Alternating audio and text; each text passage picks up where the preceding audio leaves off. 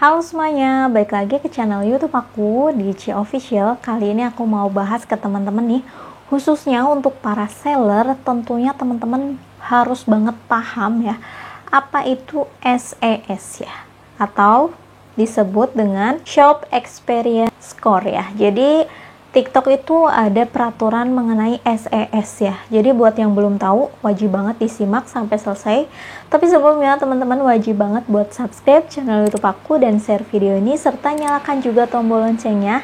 Langsung aja yuk ke penjelasan mengenai kebijakan dari TikTok untuk para seller baru, yaitu SES. Langsung disimak.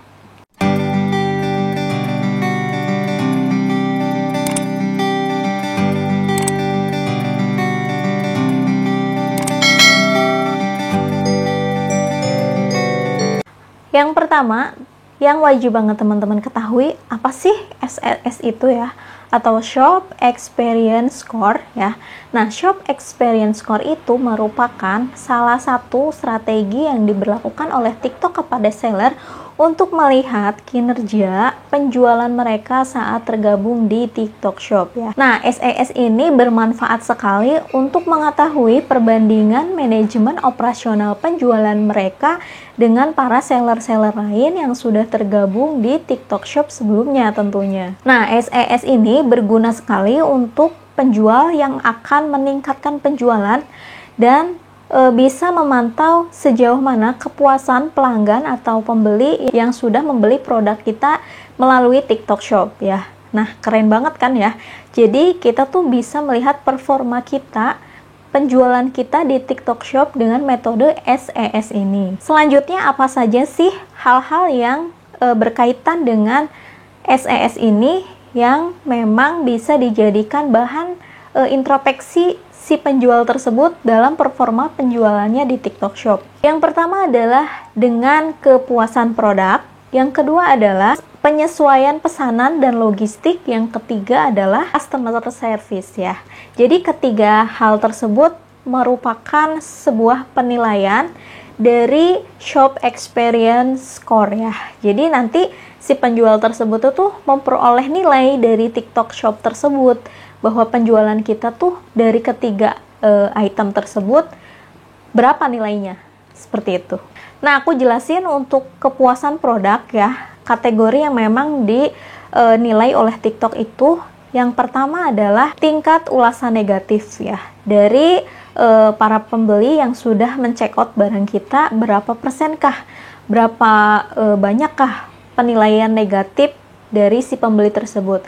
Nah, itu mempengaruhi penilaian SES terhadap akun kita selaku seller gitu. Jadi, jumlah ulasan negatif yang diterima si seller itu dibagi dari jumlah pesanan yang sudah dibayar kepada si seller dalam 15 hingga 105 hari, dan ulasan negatif tersebut yang masuk dalam kategori ulasan negatif itu yang memperoleh atau memberikan rating bintang 1 dan bintang 2 saja. Jadi untuk bintang 3 dan bintang 5 itu tidak masuk ke dalam kategori ulasan negatif. Selanjutnya, untuk kepuasan produk itu di situ ada tingkat pengembalian produk dan pengembalian dana terkait kualitas ya. Jadi kalau misalnya ada si konsumen yang memang hendak ingin retur gitu ya karena barangnya jelek gitu ya, atau rusak atau cacat dan atas kesalahan dari seller sendiri, nah di sini masuk ke dalam perhitungan SES tersebut. Jadi perhitungannya juga masih sama, jumlah permintaan pengembalian barang dan pengembalian dana tersebut dibagi dengan jumlah total pesanan yang masuk dalam 15-105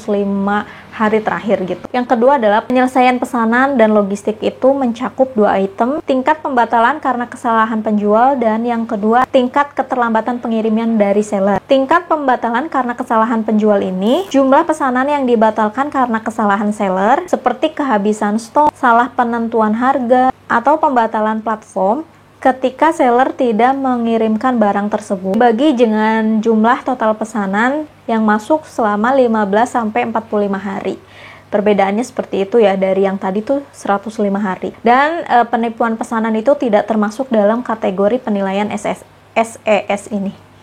Yang selanjutnya adalah tingkat keterlambatan pengiriman. Nah, jadi jumlah pesanan yang gagal memenuhi syarat dan ketentuan dari TikTok itu terhitung atau dibagi dengan jumlah pesanan yang masuk selama 15 hari sampai dengan 45 hari terakhir. Nah, untuk pesanan yang termasuk dengan penipuan itu tidak termasuk ke dalam penilaian SES. Jadi kalau misalnya teman-teman cuma beli terus nggak dibayar, itu nggak masuk gitu ya ke dalam penilaian SES.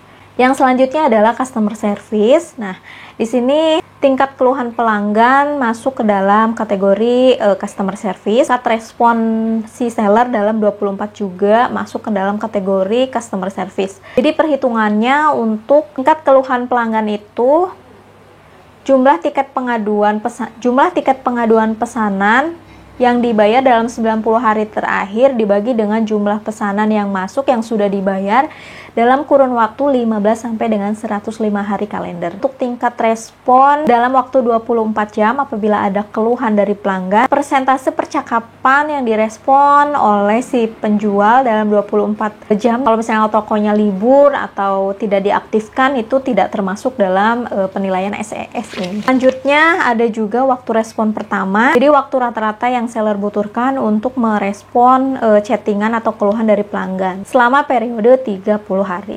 Nah, keuntungan apa saja sih yang diperoleh dari adanya metode SES ini? Jadi yang pertama adalah perbandingan dengan seller lain. Jadi kita bisa melihat penjualan toko kita tuh dengan seller lain seperti apa gitu, dan ini bisa menjadi introspeksi untuk kinerja penjualan kita di TikTok Shop kita, dan tentunya untuk meningkatkan penjualan kita di masa yang akan mendatang. Selanjutnya, dengan metode SES ini kita bisa melihat hasil yang transparan. Jadi untuk kategori akun toko kita, misalnya kategorinya itu fashion gitu ya, kita bisa melihat secara transparan nilai-nilai yang tinggi atau penjualannya yang baik di dalam kategori yang sama gitu.